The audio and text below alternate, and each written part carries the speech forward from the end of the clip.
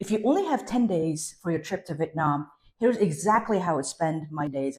Hey guys, welcome back. This is KB. In today's video, I'm going to walk you through a 10-day itinerary to Vietnam.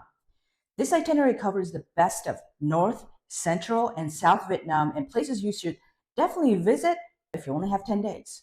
I'll go over different activities and where to slow down and take in the scene and enjoy the moments. In my next video, I'll go over how much it will cost. Let's say if you book in the next month or two, or maybe 3 to 6 months, I'll show you what the numbers look like in 2026. So who is this 10-day trip for?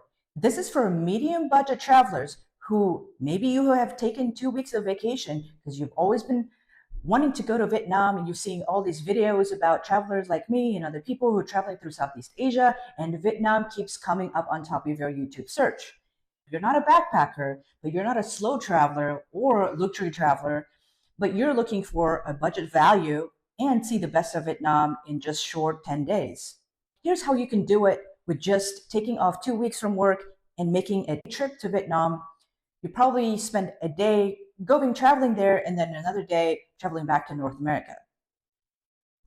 So starting from the northern part of Vietnam, I would land in Hanoi, Vietnam, as your entry point. This is where you can immerse yourself into the crazy, chaotic city of Hanoi, where you can see the motorcycle traffic and the sea of motorcycles passing by. You can get the food scene. You can go to the train street where you can literally sit down by the side of the train track and sip coffee, grab a bite while watching the train go by, where you've probably seen all the Instagram photos and YouTube videos about people going to the train street near Hanoi. Or you can just visit the old quarters and night markets and different things. Basically, you can get to any kind of exposure that is beautiful culture about Vietnam and Hanoi. Now, I would spend maybe day 1 to day 3 in Hanoi, Vietnam. And while I'm in Hanoi, I would explore the city. I would also make a trip to Ha Long Bay while I'm in Hanoi. Here's why. One of the most amazing scenery you can find in Vietnam is in Ha Long Bay. This is the UNESCO World Heritage Site. I did make a video about my trip to Ha Long Bay. If you want to check it out, go to my Ultimate Guide to Vietnam playlist and you'll find my videos about Ha Long Bay trip. Wherever you're staying in Hanoi, you can book overnight cruise or even just the day cruise from Hanoi to Ha Long Bay. And you can do it on sites like Klook or Agoda, overnight cruise in Ha Long Bay, or you can leave in the morning. They'll pick you up from your hotel in the morning, take you on a bus, and take you to the Ha Long Bay port and take you on the ship and exploring the bay all day. Come back at night, get back on the bus, go back to Hanoi. They'll drop you off at the hotel. And these are very reasonable. So I would explore Hanoi. You can get the coffee culture, you can get the night market, you can get the hustle and the bustle, the liveliness of the city, the traffic, the motorcycles, all the amazing things about Vietnam, and most amazing affordable food, fresh food in Vietnam. You can find it in Hanoi. You can try the famous pho in Vietnam, in Hanoi. Depending on where you go, pho is different in Vietnam, by the way. If you like pho in North America, I would try pho in Hanoi, and I would try it in some other places in Vietnam and compare and contrast how the flavor and the taste change over different regions in Vietnam.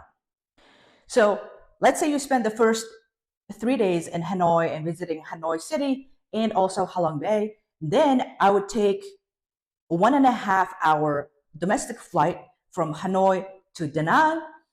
And I would spend day 4 to day 7 in Da Nang, Vietnam, which is located at the center of Vietnam. There's so many places to visit and see in Da Nang, Vietnam. There's the beach, you can get the city, and you can also get mountains.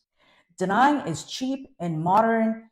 A lot of people compare it to the Miami of, for example, US, and it's the beach town, and there's a city, and you can take a short ride to go to the mountains.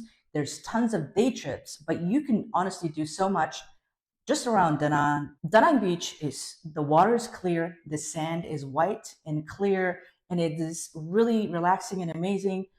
You can take a day trip or overnight trip to Hoi An, or you can take a trip to Hue. I would spend some time maybe at the beach, maybe exploring the Dragon Bridge and go to night markets. If you wanted to, you can go to Bana Hill for a day. We can take a cable car. You can go to the Golden Bridge where everybody goes to. You've probably seen these beautiful picture of this Golden Bridge, this amazing architect. And you can go to the park there as well and spend a day. There's tons of other places to make a day trip. There's so many locations you can explore. I made a video about Hoi An.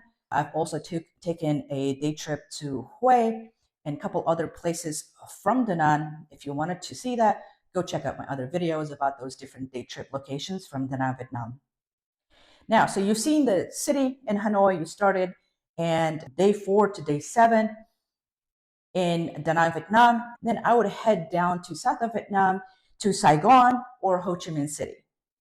At Saigon or Ho Chi Minh City, you can explore the big city energy again, slightly different than what you would experience in Hanoi, but you can still get the hustle and bustle, the liveliness of the street food and the nightlife and the city. There's a lot of like war museums and old tunnels from the wartime.